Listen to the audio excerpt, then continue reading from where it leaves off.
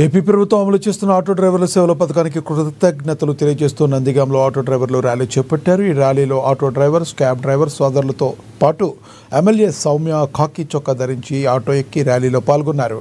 కూటమి ప్రభుత్వం చెప్పిన విధంగా సూపర్ 6 పథకాలు అమలు చేశామని పేర్కొన్నారు ఎమ్మెల్యే సౌమ్య. అందులో భాగంగా స్త్రీ శక్తి పథకం కింద మహిళలకు ఆర్టీసీ బస్సులో ఉచిత ప్రయాణం కల్పించడంతో పాటు ఆదాయం కోల్పోయిన ఆటో డ్రైవర్లకు అండగా ఆటో డ్రైవర్ల సేవలో అనేక కొత్త పథకానికి కూటమి ప్రభుత్వం శ్రీకారం చుట్టిందని తెలిపారు సౌమ్య.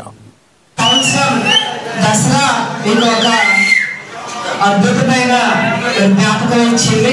చాలా సంతోషకరమైన జ్ఞాపకం. ఏదైతే సూపర్ 6 హామీలు ఉన్నాయో ఎలక్షన్స్ ప్రచారంలో మేము ప్రజలందరూ కూడా వాగ్దానం చేశాం.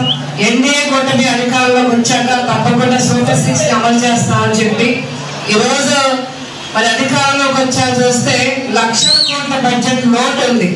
ఇవన్నీ కూడా అమలు చేయగలరా లేదా అని ఆలోచించినప్పుడు అది కేవలం మన గౌరవ ముఖ్యమంత్రి చంద్రబాబు నాయుడు గారి నాయకత్వం వల్లే, పవన్ కళ్యాణ్ గారి సహకారం వల్ల, మోడీ గారి ఆశీస్సుల వల్ల సంవత్సరాల కాలంలోనే ఏదైతే సూపర్ 6 హామీలు ఇచ్చామో